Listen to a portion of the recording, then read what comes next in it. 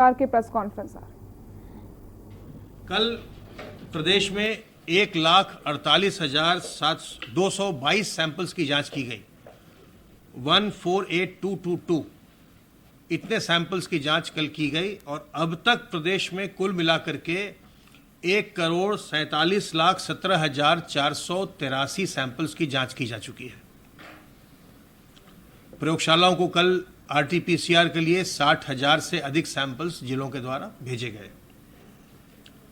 जो हमारे active cases हैं इस समय 24,431, इनमें से 11,278 इस समय होम आइसोलेशन में है।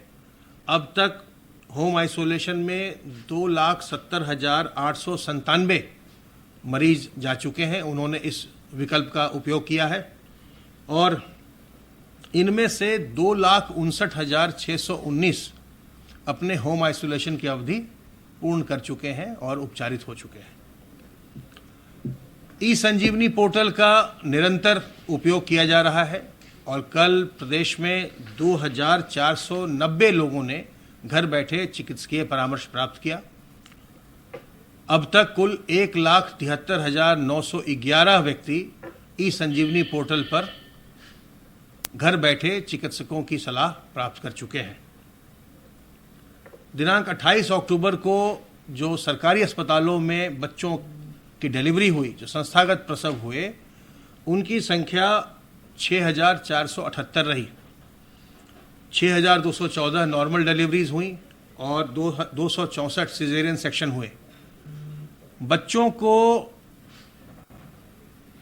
संस्थागत उनका प्रसव हो, बच्चों का डिलीवरी उनकी अस्पतालों में हो, ये बहुत आवश्यक है, बच्चों के लिए भी और माताओं के लिए भी, उनकी जान बचाने के लिए और सही समय से जो आवश्यक कार्य होते हैं, जैसे जन्म के समय में जो टीके लगते हैं। जब आप किसी संस्था में बच्चे को जन्म देती हैं तो जो बच्चों के बर्थ डोज होता है, जैसे बीसीजी का टीका है और जो पोलियो की बर्थ ड्रॉप है, वो सब टीकाकरण भी उस समय शुरू हो जाता है।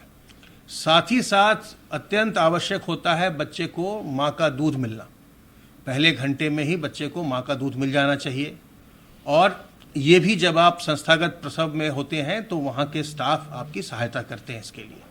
और बच्चों को माता का जो दूध होता है उससे उनकी इम्यूनिटी भी बूस्ट होती है और उनको पूरा पोषण भी मिलता है। अगर माता कोविड संक्रमित है या अगर उसको संदेह भी है तो भी स्तनपान रोकना नहीं है, तो भी बच्चों को माँ का दूध पिलाना है। सावधानी के साथ मास्क लगा करके, सैनिटाइज़र इस्तेमाल करके बच्चे को लें, लेकिन बच्चे को माता का दूध अवश्य दिया जाएगा, अवश्य दिया जाए। इससे इस बात से आशंकित नहीं होना है कि अगर माता कोविड संक्रमित हो गई है या संदेह है कि हो सकती है तो माँ का दूध बच्चे को रोकना नहीं चाहिए। टीकाकरण बच्चों के लिए जान बचाने वाला होता है, प्राण रक्षक है। बहुत तरह की बीमारियों से जो टीकाकरण होता है उससे बच्चों की रक्षा होती है। टीबी है, टिटनस है, डिप्थीरिया है, पर्टुसिस है, पोलियो है, हेपेटाइटिस बी है और डायरिया और निमोनिया के लिए भी जो रोटा वायरस और न्यूमोकोकल वैक्सीन दिया जाता है। तो डायरिया और निमोनिया ऐसी बीमारियां हैं जिनसे बच्चों की बहुत बड़ी संख्या में मृत्यु होती है और जब ये टीकाकरण होते हैं तो टीकाकरण करने से बच्चों का स्वास्थ्य ठीक रहता है, इन सब बीमारियों से बच्चों को नुकसान नहीं होता। इसलिए टीकाकरण बच्चों का करना आवश्यक है और इसके लिए जो एएनएम्स आपके गांव में जाती हैं या जो हमारे हेल्थ सेंटर्स हैं, चाहे वो सब सेंटर हो, प्राइमरी हेल्थ सेंटर हो, जिला अस्पताल हो, वहाँ जाकर के बच्चों का टीकाकरण समय से करवाना चाहिए। जो कोविड की बीमारी है, कोरोना वायरस है, इसके लिए भी वैक्सीन बनाने पर काम चल रहा है। ये आप अखबारों में भी पढ़ रहे होंगे, निरंतर इस पर काम चल रहा है और अपने प्रदेश में हम भी इसकी तैयारी कर रहे हैं कि जब भी ये वैक्सीन आए तो हमारे पास जो कोल्ड चेन की व्यवस्था होती है वैक्सीन के लिए, इनको ठंडे तापमान पर रखना पड़ता है, कम टेम्परेचर रखना पड़ता है, तो जो कोल्ड चेन की व्यवस्था है पूरे प्रदेश में या जो उसके लिए उपकरण चाहिए या जो और इंफ्रास्ट्रक्चर चाहिए, उसमें किसी प्रकार की कमी नहीं हो, इसकी तैयारी हम लगातार कर रहे हैं। लेकिन अभी इसकी कोई वैक्सीन नहीं आई है, इसकी कोई एक निश्चित दवा नहीं आई है। इसलिए ये आवश्यक है कि हम सावधान सतर्क रह के अपना बचाव करें। बचाव ही इस समय कोरोना से, कोरोना वायरस से, कोविड बीमारी से सबसे अच्छा उपचार है। और इससे बचाव करने के लिए अपने हाथ को बार बार साबुन पानी से साफ करते रहिए। लोगों से जब भी मिलिए 2 गज की दूरी मेंटेन करिए, सोशल डिस्टेंसिंग मेंटेन करिए। और सार्वजनिक स्थानों पर जहां भी लोग बाग हों वहां पर अपने मुंह और नाक को ढककर रखिए। रुमाल से ढकिए, गमछे से ढकिए, मास्क से ढकिए, दुपट्टे से ढकिए, लेकिन ढक के रखें और भी कई बीमारियों से बचेंगे।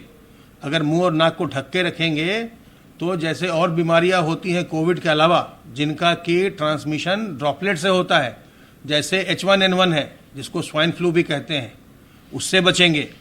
जो ट्यूबरकुलोसिस है, इसका भी संक्रमण का मुख्य रास्ता यही है, ड्रॉपलेट्स हैं जो मुंह और नाक से निकलते हैं, उससे भी बचेंगे।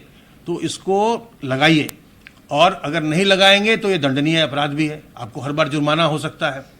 और जब आप ये देख रहे हैं कि आसपास के राज्यों में बड़ी तेजी से ये फिर से फैल रहा है,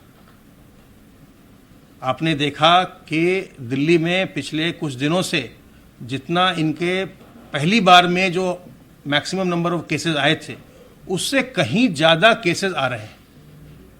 तो इसलिए हमें इस बात के लिए बहुत सतर्क रहने की आवश्यकता है, क्योंकि हमारा प्रदेश बिल्कुल लगा हुआ है।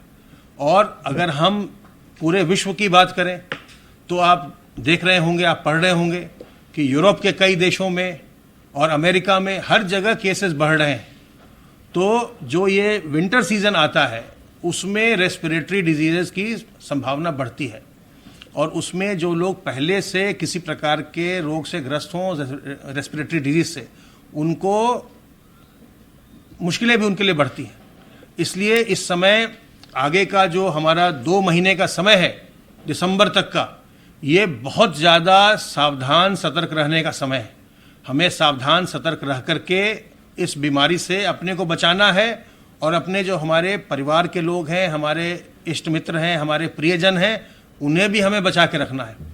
विशेष ध्यान देना है बुजुर्ग व्यक्तियों का, गर्भवती महिलाओं का, और जो लोग पहले से किसी बीमारी से ग्रस्त हैं, जिनको हम कोमॉर्बिड व्यक्ति भी कहते हैं। और इसके लिए हम अपना प्रयास कर रहे हैं, हम लगातार सर्वेलेंस कर रहे हैं। और आप जानते हैं कि हमारा एक 15 दिवसीय अभियान चल रहा है, जिसमें हम बहुत ही फोकस सैम्पलिंग कर रहे हैं। आज पूरे प्रदेश में जो लोग, जैसे करवा चौथ का व्रत आ रहा है, आगे दिवाली आएगी, तो जो लोग मेहंदी लगाते हैं या जो ब्यूटी पार्लर्स हैं, आज उनके पूरे प्रदेश में उन लोगों की टेस्टिंग की जा रही है। अब तक सर्वेलेंस के काम में हमने 1,49,988 इलाकों में 4,39,058 टीम दिवस के माध्यम से 2,80,63,771 घरों का सर्विलांस किया है। और इनमें 13,79,72,974 लोग रहते हैं। तो हम अपना प्रयास कर रहे हैं, और भी हम तैयारियां कर रहे हैं। जो हमारे L1, L2, L3 के अस्पताल हैं, उनके बेड्स भी हमने बनाकर बिल्कुल सुसज्जित रखा है, सभी दवाइयों की व्यवस्था भी है। लेकिन सबसे अच्छा यही होगा कि आप सावधान रह करके इस बीमारी को अपने पास आने ही ना दें, और सावधान रहकर, सतर्क रहकर आप इस संक्रमण से अपना बचाव कर सकते हैं। तो सावधान रहिए, सतर्क रहिए, चिंता मुक्त रहिए। अगर कोई लक्षण आए, हमारे हेल्पलाइन नंबर 1800 180 51 45 पर फोन करिए। स्वस्थ रहिए और प्रसन्न रहिए।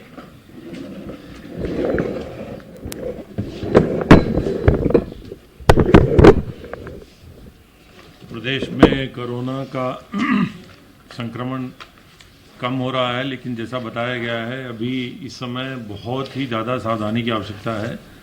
विशेषकर सर्दियों में जो सांस की बीमारियां हैं वो अधिक होती हैं, इसलिए जैसा आपको बताया जा रहा है, कृपया करके विशेष सावधानी इधर जो सर्दी का मौसम आ रहा है इसमें रखने की आवश्यकता है। कहीं ये संक्रमण पुनः ना बढ़ने पाए, इसके लिए विशेष प्रयास की आवश्यकता है। आज प्रातःकाल मुख्यमंत्री जी ने भी इसकी पूरी समीक्षा की थी, और इसका उन्होंने आम जनता की जागरूकता के लिए भी विशेष अभियान चलाने का उन्होंने निर्देश दिया है कि जनता को इस तरह से जागरूक किया जाए कि वो ये ना समझें कि ये बीमारी खत्म हो गई है, कम हुई है लेकिन पुनः आ सकती है। इसलिए आवश्यक है सब लोग सावधानी बरतें। और उन्होंने स्वास्थ्य विभाग को भी ये निर्देश दिया है कि टेस्टिंग किसी भी हाल में घटाई नहीं जाए, प्रयास किया जाए टेस्टिंग ज़्यादा बढ़े और फोकस टेस्टिंग, जैसा कि स्वास्थ्य विभाग ने बताया वो कर रहा है, फोकस टेस्टिंग की जाए।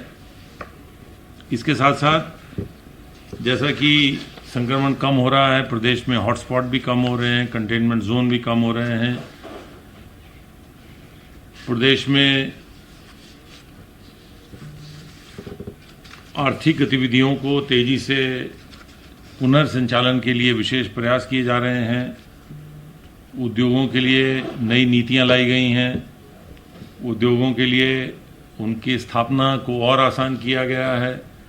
एमएसएमई एक्ट पारित किया गया है जिसके अंतर्गत अभी 72 घंटे में अनुमति मिलेगी। ये सब प्रयास किए जा रहे हैं कि प्रदेश में औद्योगिक गतिविधियां बढ़ें और रोजगार के अवसरों में तेजी आए। लगभग जो आत्मनिर्भर पैकेज है उसमें 4,35,000 इकाइयों को 10,753 करोड़ का ऋण वितरण बैंकों के माध्यम से कराया गया है। और इसी कालखंड में 5,82,000 नई एमएसएमई इकाइयों की भी स्थापना हुई है, जिसमें 15,541 करोड़ रुपए के ऋण बैंकों द्वारा वितरण किए गए हैं। इन सभी के माध्यम से लगभग 25 लाख रोजगार के नए अवसर पैदा हुए हैं। इसके अतिरिक्त प्रदेश किसानों को लेकर प्रदेश सरकार जागरूक है और आज माननीय मुख्यमंत्री जी द्वारा इस बारे में समीक्षा भी की गई। उन्होंने पुनः इस बात के सख्त निर्देश दिए हैं कि जिलाधिकारी ये सुनिश्चित कराएं अगर कहीं से भी शिकायत आ रही है तो जिलाधिकारियों के विरुद्ध कार्रवाई की जाएगी। 4,000 धान के क्रय केंद्र स्थापित हैं जिनमें इस वर्ष अभी तक 42,74,000 मीट्रिक टन क्विंटल धान खरीदा गया है, जो कि पिछले वर्ष केवल 10 लाख क्विंटल धान खरीदा गया था। इस प्रकार लगभग 4 गुना से अधिक पिछले साल से धान खरीदा गया है। प्रदेश के कई हिस्सों में अन्य फसलें भी आनी प्रारंभ हो गई हैं। माननीय मुख्यमंत्री जी ने निर्देश दिया है कि मक्का क्रय के केंद्र भी स्थापित किए जाएं। लगभग 106 मक्का के क्रय केंद्र भी स्थापित किए जा रहे हैं ताकि किसानों से मक्का भी क्रय किया जाए। बुंदेलखंड में मूंगफली की भी फसल आनी प्रारंभ हो गई है, मूंगफली के भी क्रय केंद्र स्थापित करने के निर्देश दिए गए हैं। इसके अतिरिक्त दाल के क्रय केंद्र पहले से ही स्थापित हैं। प्रदेश में आवश्यक वस्तुओं के दाम नियंत्रण में रहे, इसके लिए भी माननीय मुख्यमंत्री ने निर्देशित किया है। इसके लिए कृषि उत्पादन आयुक्त और खाद्य विभाग को जिम्मेदार बनाया गया है कि आलू और प्याज के दरों पर नियंत्रण रहे, दाल के दामों पर भी नज़र रखी जाए और इसके लिए सरकार विशेष प्रयास करके सस्ती दरों पर दाल भी उपलब्ध कराने का अभियान चला रही है। सर्दी का मौसम आ रहा है, निराश्रितों को कंबल वितरण की व्यवस्था के लिए भी माननीय मुख्यमंत्री जी ने राजस्व विभाग को निर्देश दिया है कि वह समय पर कंबल खरीदवा लें ताकि और जिलों में उपलब्ध करा दें ताकि समय से ये कंबलों का वितरण हो सके। धन्यवाद।